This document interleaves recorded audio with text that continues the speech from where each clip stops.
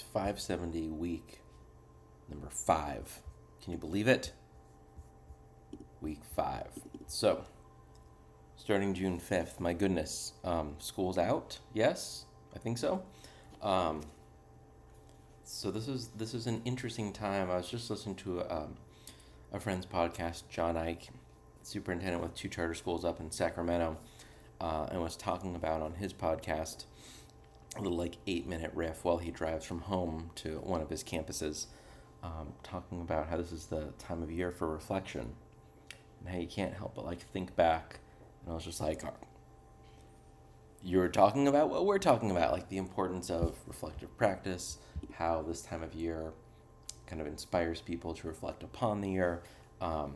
In my job as director of technology at Hillbrook School, I always do a year-end reflection. I usually share that out as a podcast, sometimes also, no, as a blog, sometimes also as a podcast.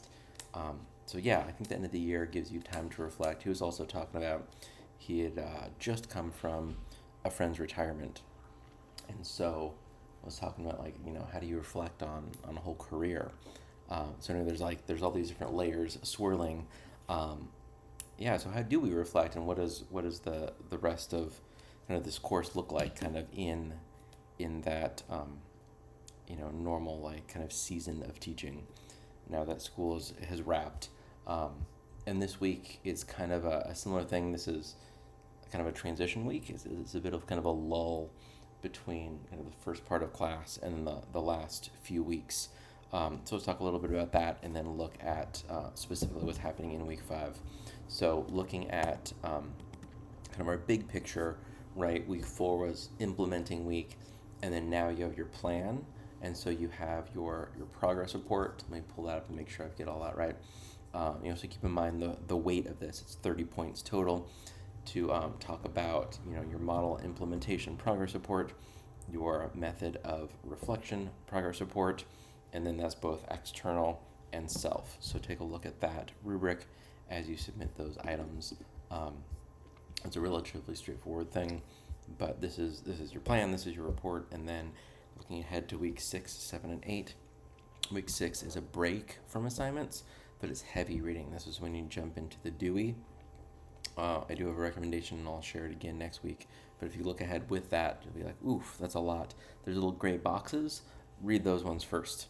This is what we used to do to make sense of like really heavy things before ChatGPT and other AI language models. But yeah, that's going to be a tip for that. Week 7, you're actually creating your big presentation, your signature assignment for this course. There's more Dewey reading. And then week 8, you actually don't have your big assignment due. That's due week 7. So week 8, we actually have kind of a film festival of sorts where you'll watch each other's videos that you made, give feedback on it, and kind of reflect on that, which feels fitting, right? To reflect on it in week 8, because I will speak for myself. In whatever course I've been in, I turn in the final assignment. I don't even look. Like, grading, nope. Feedback, nope. Just here's what final grade I expect, and if that's my final grade, I'm good to go. And that doesn't quite seem fitting in this course. So week 7 is actually the big assignment, and then week 8 is actually reflecting on that assignment.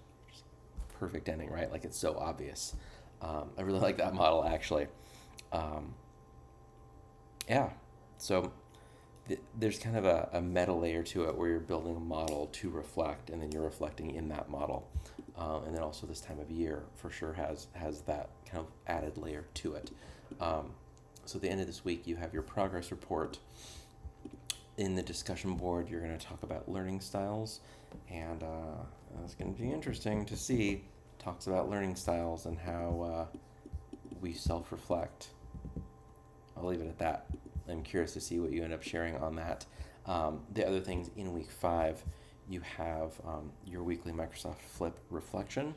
That's based on a case study of teacher participation in video-based PLCs, professional learning communities.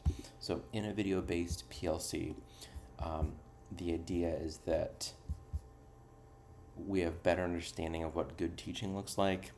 Isolation drops way down.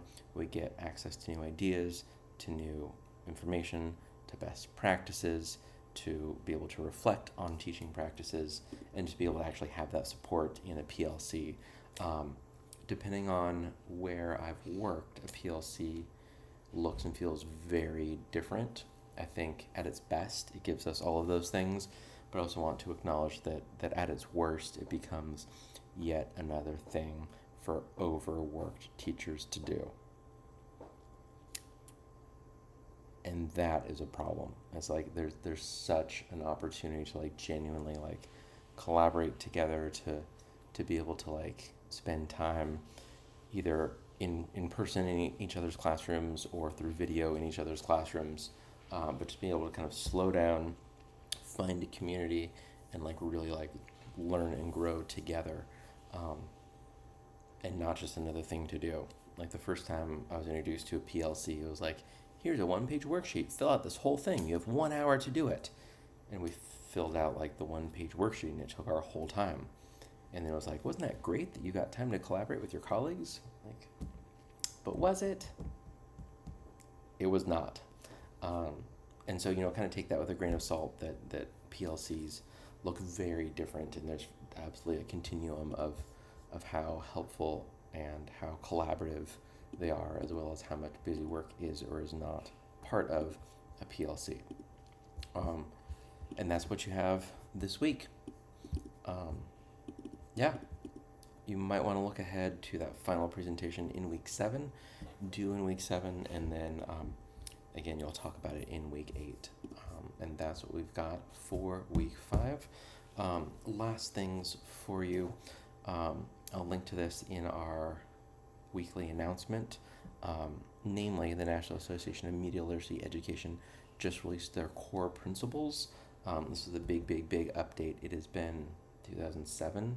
Quick, how long is that? Is that like 15 years?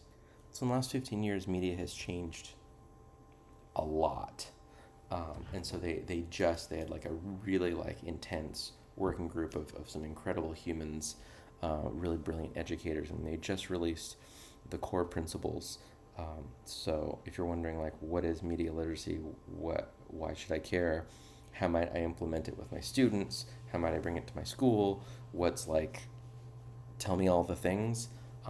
This is really good stuff. It's a really big deal.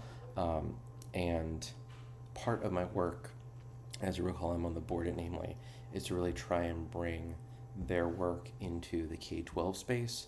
They historically have been higher ed, because there's specific programs around media literacy. So for a lot of time, that's what that organization was about. And now like this work really impacts K-12 students, and there's absolutely a need for media literacy education and resources in K-12 space. So take a look at that. Unrelated to the course, but it's all education. It's all related. That's the one big thing I wanted to make sure you knew about. Super big news this week. I think I said it was big news. And that is all. If you have questions, please reach out. If not, enjoy week 5.